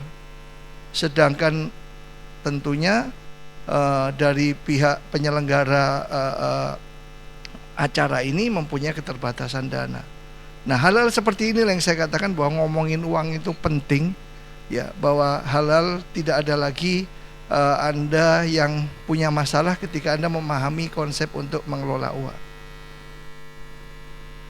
Bapak Ibu yang saya hormati, negara kita ini insya Allah gitu kan ya, tidak akan pernah mempunyai masalah di dalam keuangan. Walaupun sekarang yang terjadi adalah Indonesia ini utang dan utang yang meningkat. Dan kebiasaan utang itu setiap pergantian presiden itu menjadi 2 kali lipat atau double dari presiden sebelumnya. Namun kali ini Pak Jokowi ini jauh melebihi dari presiden-presiden sebelumnya. Yang di zaman Pak SBY itu 2,5 triliun, sekarang 2,5 miliar US dollar ya. Sekarang menjadi 8.000 US dollar, 2.500 menjadi 8.000. Namun tentunya dengan utang ini diharapkan tingkat pertumbuhan ekonominya meningkat. Dan bagaimana cara meningkatkan pertumbuhan ekonomi? Di Indonesia pertumbuhan ekonomi itu dikendalikan atau banyak disumbangkan dari individu atau rumah tangga. Jadi kalau di ekonomi itu menghitungnya adalah rumah tangga, swasta, dan pemerintah. Ya, jadi kalau sekarang individu ini di Indonesia mempunyai bonus ya, bonus demografi. Negara Indonesia ini adalah negara 5 besar dengan penduduk yang terbanyak di dunia, maka negara ini tidak akan pernah punya problem. Karena apa? Perputaran uang itu karena adanya penduduk yang banyak. Siapa yang mengeluarkan uang menjadi pendapatan bagi orang lain. Sehingga disinilah bahwa negara ini cukup kokoh fundamentalnya ketika pemerintah mempunyai hutang yang cukup besar. Jadi negara ini cukup menarik untuk bisa disimak dibandingkan dengan negara-negara kecil seperti semacam Singapura, Malaysia, Thailand misalnya. Dan tentunya bahwa pemikiran-pemikiran ekonomi itu sangat berbeda dengan pemikiran dari bisnis. Acara hari ini itu bagi ekonom ini adalah acara yang menyumbangkan pertumbuhan ekonomi. Karena apa? Karena pemerintah membelanjakan anggarannya untuk penyelenggaraan acara ini. Ya, jadi memang ada satu hal yang menjadikan kita mempunyai perbedaan di dalam pandangan mengelola uang. Bapak Ibu, disinilah saya ingin menunjukkan literasi keuangan di Indonesia itu belum mencapai 50% di tahun 2022. Jadi dalam pengetahuan atau pemahaman tentang keuangan itu ada yang tidak memahami, ada yang pemahamannya sangat rendah, ada pemahaman yang cukup dan pemahaman yang well literated atau pemahaman yang cukup baik. Dan di berbagai negara tampak di sini bahwa di Indonesia ini masih dalam konteks belum well literated, tapi masih antara less literated dan sufficient literated. Sehingga tingkat literasi keuangan ini sangat penting bagi masyarakat Indonesia dengan penduduk yang sedemikian banyak. Nanti saya akan perlihatkan di negara mana literasi keuangan ini maju dengan pesat. Kemudian di sini saya ingin memperlihatkan bahwa masyarakat yang sudah bangkit gitu, yang sudah mengenal perbankan ini ternyata dipengaruhi dari berbagai macam ukuran. Jadi dari sisi gender gitu, bahwa lelaki itu lebih banyak memakai bank daripada wanita. Wanita biasanya cukup di amplop kemudian disimpan gitu. Tapi untuk keterbatasan dana yang tidak cukup besar sekarang ini, ya uang di amplop itu lebih bermakna daripada harus diletakkan di bank. Bapak Ibu, jika uangnya pas-pasan, maka tidak diharapkan untuk berhadapan dengan customer service yang ada di bank.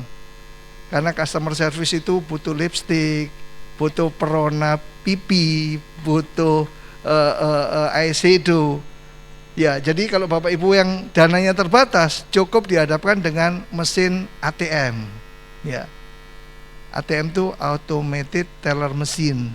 Bahasa Indonesianya anjungan tunai mandiri. Bahasa gaulnya ambil tunai men. Gitu.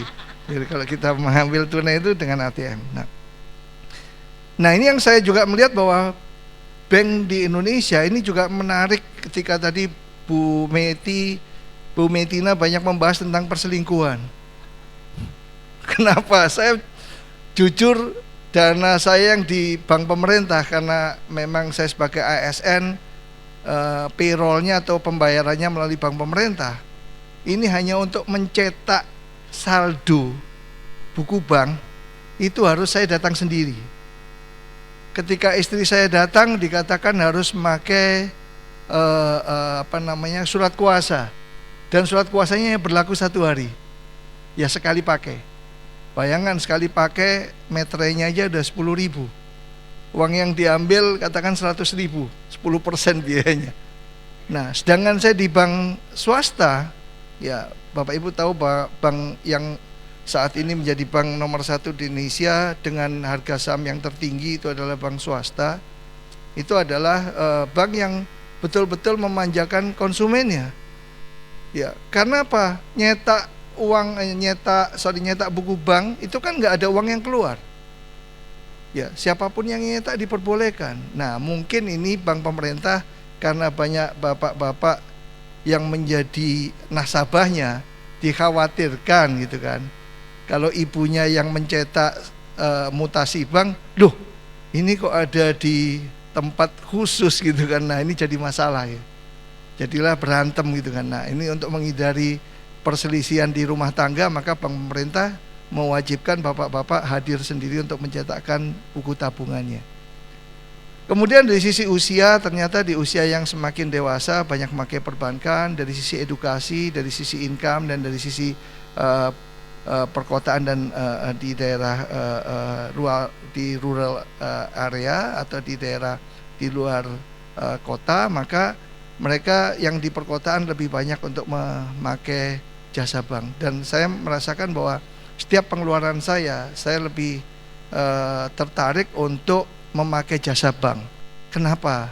karena pengeluarannya akan tercatat. Ya, jadi seberapapun yang saya belanjakan, baik di Indomart, Alfamart atau Duromart gitu kan. Ya, di Malang itu yang paling terkenal sekarang Duromart. Ya. Jadi tantretan dari Madura itu kalau di Malang buka toko lengkap 24 jam. Wah, itu luar biasa. Indomart aja tutup, mereka buka. Dan mereka melayani delivery system, itu yang luar biasa. Jadi saya katakan bahwa saya cukup bangga dengan saudara-saudara saya dari Madura yang ada di Kota Malang. Mereka delivery service-nya luar biasa. Ya, beli apapun mereka bisa melayani dengan kirim. Ini Bapak Ibu saya coba untuk memberikan gambaran tentang apa yang terjadi di India. Selama tahun lalu ada transformasi drastis dalam cara pembeli Soundnya membayar bisa pedagang dikeraskan, buah di Mas? desa di India Utara ini. Mereka tidak lagi memakai uang tunai, tapi menggunakan sistem pemindaian kode dengan ponsel pintar.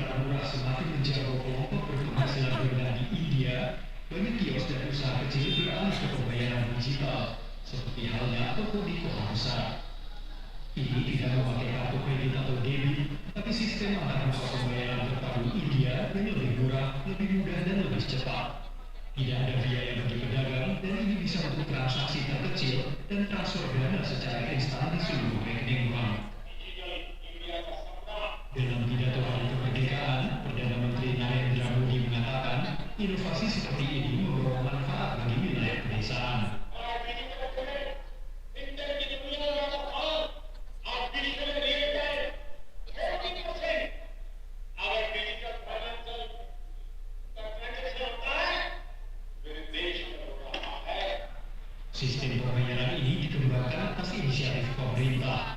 Ini adalah salah satu teknologi transformasional yang menghubungkan wilayah pedesaan India dengan era digital. Pada saat ekonomi informal negara ini yang didominasi oleh uang tunai beralih ke pembayaran daring. Menurut pemilik toko ini, sekitar 70% pelanggannya sudah mulai membayar secara daring, dan itu meringankan hidupnya. Whenever I open PhonePe or Google Pay app, in my business account, all the transactions are done, and then I will cut the bill from my system easily. And in cash, we have to take cash, use, I have to count that, and then it takes a little longer. Then I have to go to bank and submit my money. Pembayaran digital menumbuhkan bisnis lewat fasilitas transaksi, seperti pada pameran desa ini. Pemilik kios tidak perlu khawatir lagi untuk menyimpan uang dengan aman, dan pelanggan tidak perlu membawa uang tunai.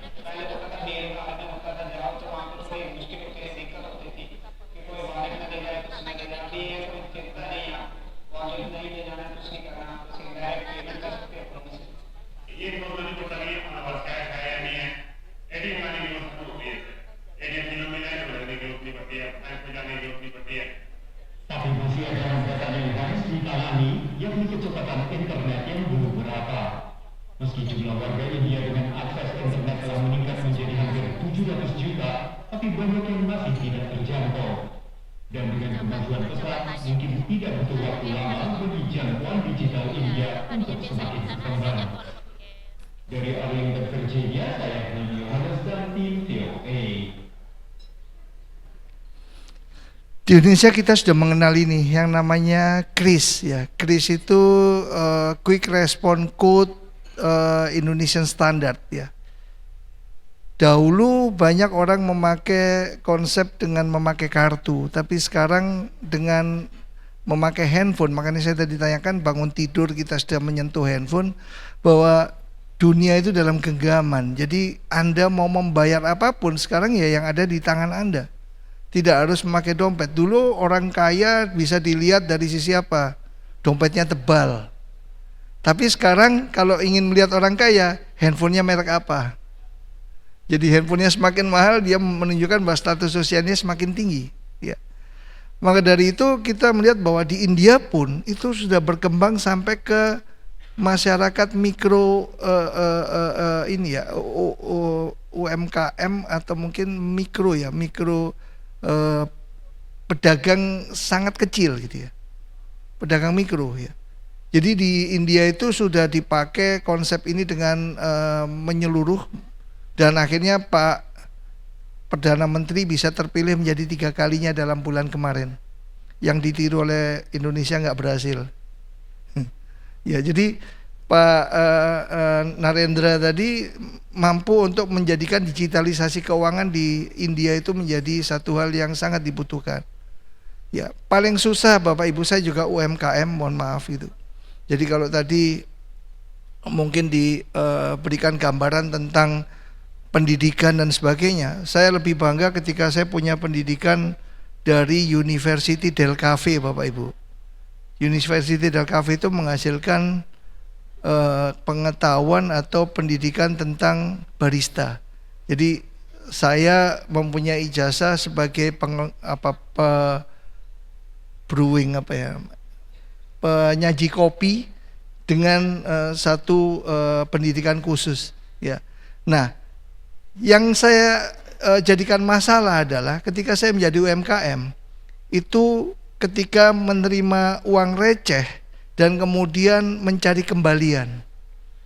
Kalau sudah berjalan di UMKM, penetapan harga itu menjadi masalah. Misalnya begini Bapak Ibu, saya cerita ketika saya harus memberikan harga jual 24.000 dengan harga jual 23.000, mana yang Bapak Ibu pilih kira-kira? Mana yang lebih menarik? 24.000 apa 23.000 untuk menjual satu produk yang sama? 23.000. Karena mencari kembalian sosok change itu lebih mudah dengan uang 2.000-an. Maka dari itu dengan memakai kris, mau ngasih pricing berapapun itu bisa dibayar dengan tunai. Sayangnya di Indonesia kris ini udah belum apa-apa, belum berkembang, belum sampai pelosok sudah diberi biaya walaupun itu kecil. Ya. Jadi menjadikan satu hal bahwa kris ini memang penting. Nah, ketika India memakai teknologi, Indonesia itu lebih konsepnya mengembangkan skill. Ini kita coba lihat nih.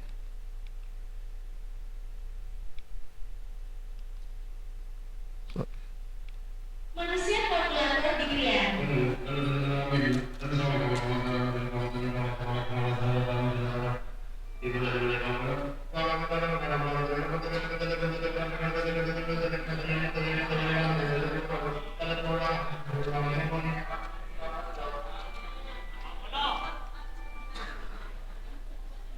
Jadi di sini tuh lebih senang dengan skill daripada teknologi gitu kan.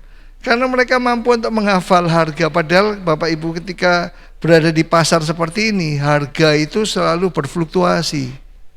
Ya, hari ini harga ayam misalnya berapa sekarang? 25.000?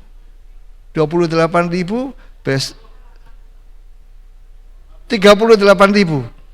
38.000 karkas ya Bu ya. 38.000 yang per kilo, besok bisa jadi 40.000. Besoknya lagi mungkin menjadi 36.000. Ya. Yang saya banyak memakai sayur misalnya, ketika sayur kemarin harganya adalah rata-rata 12.000, sempat kemarin menyentuh angka 45.000 dan sekarang kembali normal menjadi 12.000. Sehingga ketika tidak memakai konsep digital, maka untuk mencatat transaksi itu tentunya tidak menjadi lebih mudah. Maka dari itu saya mengatakan bahwa transaksi digital ini sangat memudahkan kita untuk mengambil keputusan bisnis. Kita lihat lagi bagaimana di India berikutnya.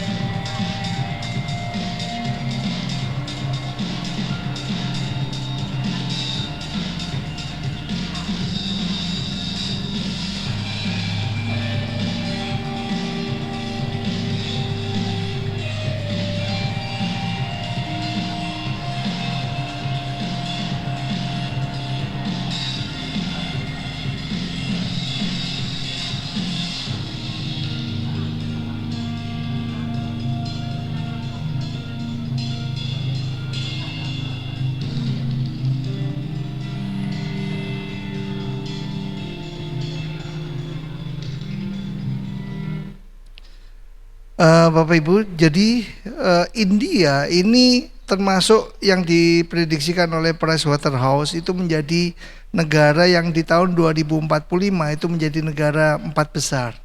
Ya, yang pertama adalah Cina, kemudian Amerika, ketiga India, dan keempat adalah Indonesia dari sisi pertumbuhan ekonominya.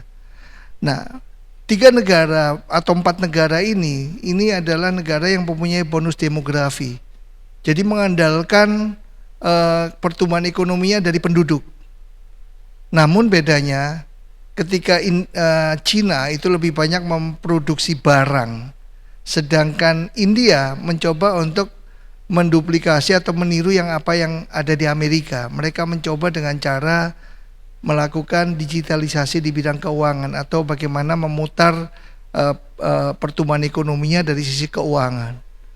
Dan ini tampaknya Indonesia juga harus meniru India daripada meniru Cina menurut saya. Karena apa? Satu, bahwa transaksi di Indonesia itu orang-orangnya cukup konsumtif. Setiap ada produk baru apapun, terutama di bidang teknologi misalnya elektronik, hari ini rilis, besok langsung sold out. Ya, orang Indonesia sangat-sangat konsumtif. Maka dari itu ketika Indonesia mau mengarahkan pertumbuhan ekonominya, seharusnya pertumbuhan ekonomi yang terbaik adalah di sisi keuangan, bukan dari sisi produksi. Ya. Sehingga dengan konsep ini maka diharapkan masyarakat Indonesia bisa melampaui India. Mengapa India lebih cepat maju? Keunggulan India adalah satu, dari sisi teknologi dan dari sisi bahasa. Second language mereka adalah bahasa Inggris. Ya, jadi saya senang ketika di Indonesia anak-anak balita sekarang sudah mulai banyak berbahasa Inggris tanpa harus kursus. Saya tanya kok bisa berbahasa Inggris, mereka memakai YouTube. Ya, jadi teknologi ini juga dipakai untuk mempelajari bahasa. Bapak, ini tadi yang saya katakan bahwa di Indonesia ini saya tunjukkan bahwa 54 hampir 55% itu GDP ataupun gross domestic product atau pertumbuhan ekonomi itu disumbangkan dari sisi konsumsi. Ya, jadi konsumsi ini sebagai penopang untuk melakukan transaksi di dalam dunia bisnis. Jadi kalau kemarin sempat Indonesia mengalami krisis di dalam situasi pandemi, maka apa yang dilakukan Bu Sri Mulyani membuat satu konsep bagaimana orang berbelanja dalam jumlah yang cukup besar. Jadi caranya adalah bagaimana menunjukkan daya beli masyarakat tumbuh. Bu Sri Mulyani ini orang yang sangat cerdas. Caranya apa? Bagaimana cara orang Indonesia membeli mobil, membeli otomotif dengan membebaskan PPN barang mewah. Sehingga harga mobil pada saat itu cukup atraktif, ya. Sehingga Bapak Ibu mungkin pada waktu itu tertarik untuk membeli mobil, ya. Jadi otomotif pada waktu itu bahkan mobil mewah pun itu banyak dikejar karena harganya turun dengan tidak dikenakan pajak pertambahan nilai barang mewah. Nah, Bu Sri Mulyani tahu itu secara indikator ekonomi, akhirnya Indonesia bahwa ditunjukkan daya belinya meningkat, walaupun itu meningkat karena adanya penjualan otomotif, bukan dari sisi yang lain. Sesungguhnya Indonesia saat ini juga daya beli masyarakatnya saya masih meragukan, terutama sebentar lagi Anda akan dikenakan PPN dari 11%, pajak pertambahan nilainya menjadi 12%. Ya, mudah-mudahan itu nanti ketika pergantian kepemimpinan bisa dipertimbangkan kembali. Ini yang saya katakan adalah evolusi sistem pembayaran. Bapak Ibu, saya mohon izin Bapak Ibu keluarkan ATM, kartu ATM yang ada di dompet Bapak Ibu. Bisa dikeluarkan sebentar Bapak Ibu. Di kartu ATM di baliknya yang di halaman belakang, Bapak Ibu lihat di sana ada beberapa jaringan. Ya, ada misalnya Alto, Maestro, Cyrus. Ya, jadi kalau ada yang 3 atau beberapa hal yang lain, Bapak Ibu bisa memakai kartu ATM itu dimanapun Bapak sedang berada, baik di Indonesia maupun di luar Indonesia. Jadi kalau Bapak Ibu sedang umroh atau sedang haji, di pelataran Masjidil Haram itu kan ada ATM. Di ATM itu hanya memasukkan kartu yang Bapak Ibu punya, Kemudian kartu akan berpikir apakah Bapak Ibu adalah orang yang berhak memegang kartu dengan meminta PIN.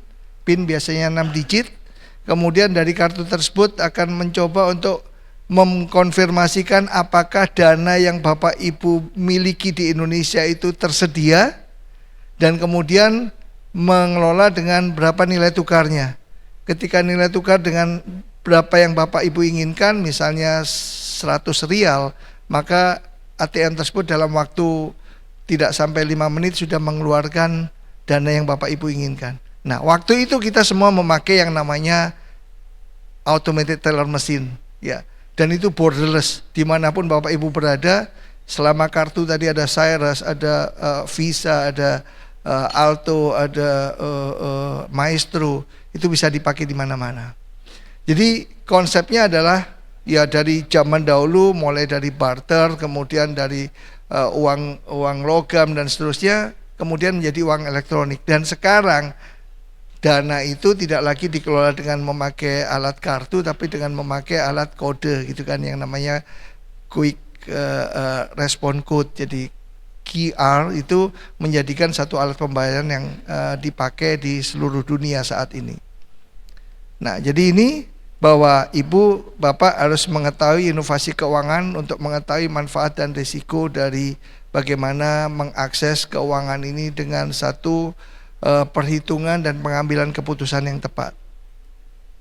Nah, ini pertanyaan yang sangat mendasar, bagaimana membuat sehat finansial.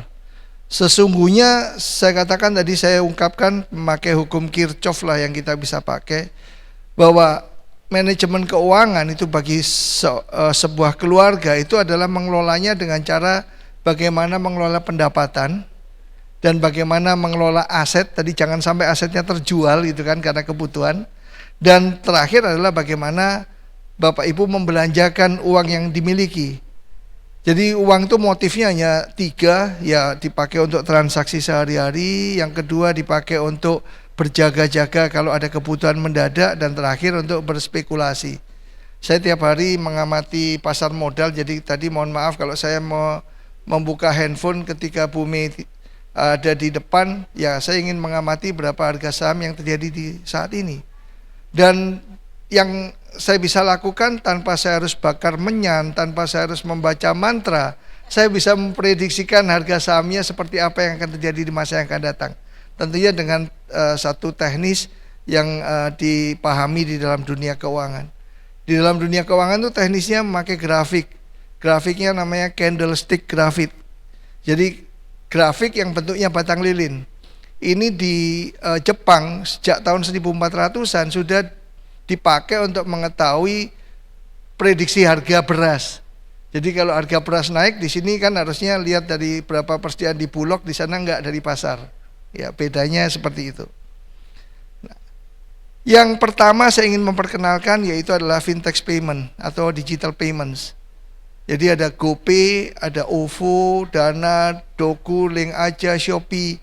Kalau ibu-ibu lebih memakai belanja dengan Tokopedia, Blibli, Bukalapak.